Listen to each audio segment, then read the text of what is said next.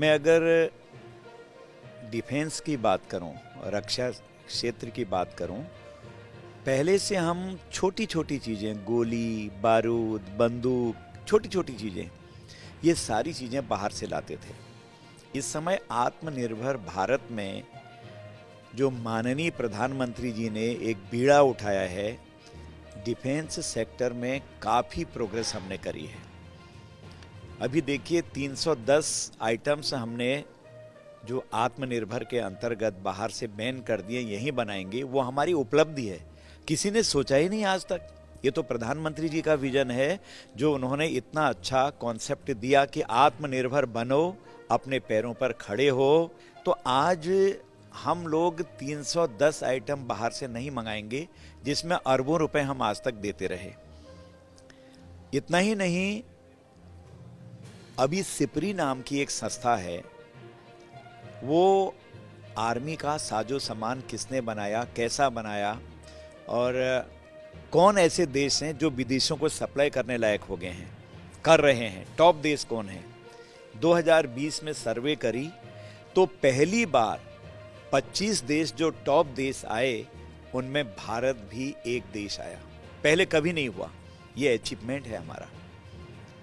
अभी आप देखिए, हमसे मत भिन्नता रखने वाले देश जो हमसे कई मानों में हमेशा नाराज रहते हैं, और कई बार उन्होंने गलत तरीके से देश में प्रवेश करने की सोची और अकारण हमसे युद्ध की स्थिति में भी आए हैं, तो वो देशों की आज हिम्मत नहीं है माननीय नरेंद्र मोदी जी के नेतृत्व में कि आंख उठा के भी हमको देख सकें। क्योंकि आपको मैं इतना ही बताना चाहता हूं कि आज हमारी सीमाएं चाक चौबंद हैं। हर साजो सामान हमारे पास है मोदी जी के नेतृत्व में। जल में, थल में, नभ में बहुत मजबूती से हम आज उभर कर आए हैं। आज विश्व हमारी तरफ टकटकी लगा के देख रहा है। ओम लिंगला, आप लद्दाख में जाएंगे तो एक चोटी है।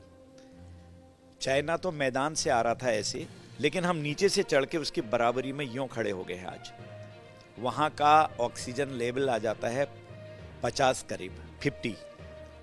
ऐसे में मजदूरों ने काम किया। एक किस्म से आज वो हमारा एक टूरिस्ट स्पॉट बन गया है। और सामने वाले जो मत भिन्नता रखने वाले देश थे हमारे साथ, जो देश है, वो खलबली मच गई वहां कि भारत कहां तक आ गया। मैं स्वयं वहां पहुंचा था, मैंने देखा वहां कि वो उस समय ये माना गया, ये जहां हम ओम लिंगला में आज मोटर रोड ले गए हैं, हमारी जो रोड बनी है, हमारी बीआरओ ने बनाई है, वो विश्व की सबसे ऊंची हो सकती है। और इस पर सर्वे हुआ, वो ऑर्गेनाइजेशंस, वो एजेंसीज आई जो गिनीज बुक के लिए सारे रिकॉर्ड्स करती है, उसके मापदंड बनाती है। और ये जान के खुशी होगी पूरे देशवासियों को, पहली बार ओम लिंगला विश्व की सबसे ऊंची चोटी है, जिस पर भारत अपने वाहन ले जा रहा है। अपनी हमारी कार, गाड़ी, मोटरसाइकिल, हम वहां जा सकते हैं। ये कोई छोटी बात नहीं है। ऐसे ही आज आप देख लीजिएगा ब्रह्मोस के बारे में, ये पब्लिक डोमेन में आ गया है। बाहर के देश हमसे अभी अभी एग्रीमेंट हुए हैं, खरीद रहे हैं, आगे बढ़ रहे हैं। और 72 से ज़्यादा कंट्रीज आज हमसे आर्मी का साजो सामान लेने लग गई हैं। पहले कभी नहीं था। हमारी इमेज क्या थी? सपेरों का देश, साधुओं का देश, नंग धड़ंगों का देश। कुछ लोग ऐसे मजाक करते थे हमसे। लेकिन जब से मोदी जी सत्ता में आए हैं, तो दुनिया आज कुछ भी घटित होता है, मोदी जी की ओर टकटकी लगा के देखती है। अभी आपने देखा ना, जो युद्ध चल रहा दो देशों का, तो सब लोग मोदी जी की ओर देखने लगे। कोई भी चीज हो, चाहे क्वाड के अंदर बोले हों, स्पष्ट हमारी अपनी जो बात करने की शैली है, साफ बोलते हैं। संयुक्त राष्ट्र संघ के अंदर बोले हों, साफ बोलते हैं। आज हमारा डीआरडीओ जो 41 हमारी फैक्ट्रीज थी, उसको हमने डिसेंट्रलाइज कर दिया। एक किस्म से अलग अलग हमने डीपीएसयूज बना दी हैं। और उसमें हमारे जो डीपीएसयूज हैं, पहले लग नहीं रहा था लोगों को। उसमें कई लोगों ने हड़ताल करी, कई लोगों ने कहा ये गलत धारणा है। आज लोगों को लगने लगा है, सब कर्मचारियों को भी ये अच्छी स्कीम थी। उससे भी हमने कई 100 करोड़ के कॉन्ट्रैक्ट विदेशों से कर लिए हैं।